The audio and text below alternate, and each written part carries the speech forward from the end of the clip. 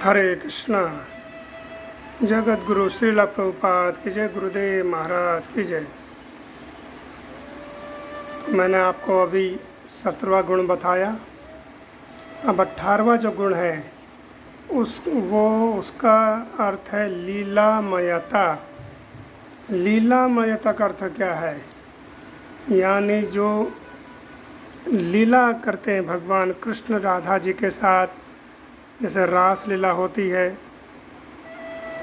या और कई प्रकार की लीला होती है, तो उन लीलाओं की एकमात्र केंद्र बिंदु, जो केंद्र बिंदु है वो कौन है? श्रीमती राधा रानी जी। लीलामयता, मयता का अर्थ होता है जिसमें मग्न हो जाए जीव। तो राधा रानी जो भगवान कृष्ण के गुण हैं, उनकी जो लीला है, उनके जो चरित्र है, उसको सुन करके वह मग्न हो जाती हैं, और इतनी मग्न हो जाती हैं कि उनका भौतिक संसार का कोई भान ही नहीं रहता है। वह केवल कृष्ण के विषय में सुनना चाहती हैं, कृष्ण को ही देखना चाहती हैं, कृष्ण को ही स्पर्श करना चाहती हैं, कृष्ण को ही आलिंगन करना चाहती हैं। जैसे हम देखते हैं भौतिक संसार में, जब एक युवक और युवती आपस में उनके अंदर प्रेम होता है,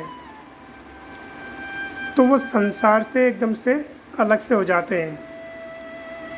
प्राय हम देखते हैं कि कई बार सार्वजनिक स्थानों में युवक युवती बात कर रहे होते हैं, तो इतने मग्न हो जाते हैं कि आसपास में क्या घटित हो रहा है वे इसके विषय में उनको भान ही नहीं होता है, और समय कैसा निकल गया ये उनको पता ही नहीं चलता है। तो इसी तरह से भक्त या गोपियाँ या श्रीमती राधा रानी इतनी मग्न हो जाती हैं कृष्ण की लीला में कि वो उसी स्वरूप को प्राप्त कर लेते हैं। लीलामयता का अर्थ होता है मग्न होना, या लीलामयता का अर्थ दूसरा अर्थ होता है अपने आप को वही समझ लेना। जैसे कृष्ण जब रास लीला से अंतर्धान हो गए, तो एक गोपी कालिया बन गई,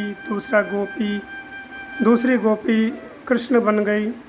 तो गोपी जो कृष्ण बनी है वो कालिया गोपी से कह रही है मैं तेरा मर्दन कर दूंगी। एक अगासुर बन गई, दूसरी पूतना बन गई। तो पूतना जो बनी है कृष्ण को दूध पिलाने का अभिनय कर रही हैं, यानी जो दूसरी गोपी हैं वो कृष्ण बन गई। तो उस लीलामयता के अंदर यानी कि वो स्वरूप ही समझ लेना। जैसे कि वैदिक शास्त्र भी कहता है और तंत्र शास्त्र भी कहता है कि देव बनकर के देव की पूजा करो। यानी कि अगर जैसे हम देखते हैं कि कई जो तांत्रिक होते हैं वो काल भैरव के उपासक होते हैं, तो वैसे ही अपना स्वरूप रख लेते हैं, त्रिपुंड लगाते हैं, काले वस्त्र धारण करते हैं, मदिरा पान करते हैं। क्योंकि जब तक हम उस अवस्था में नहीं आएंगे या उस अवस्था को या उस गुण को प्राप्त नहीं करेंगे, तो हम देव को समझ ही नहीं सकते कि वो देव है क्या।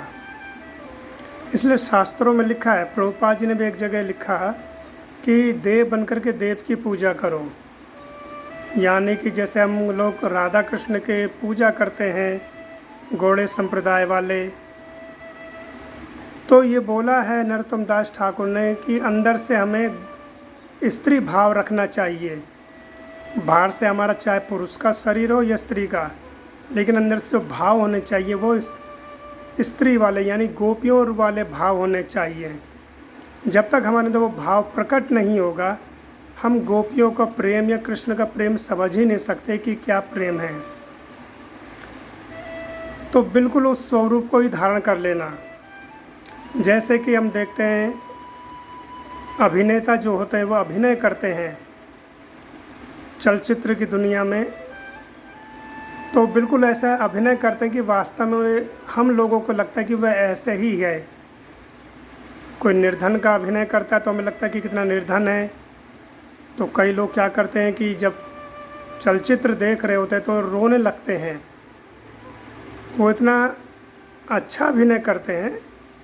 तो वैसे ही जो अवस्था है भगवान की, जब तक हमारे को वो अवस्था प्राप्त नहीं होगी तब तक हम कृष्ण को या राधा जी को नहीं समझ सकते। तो बिल्कुल मग्न हो जाना उसमें, तो तभी वो सर्वोच्च अवस्था प्राप्त होगी। यह लीलामयता 18वां गुण श्रीमती राधा रानी का। हरे कृष्ण।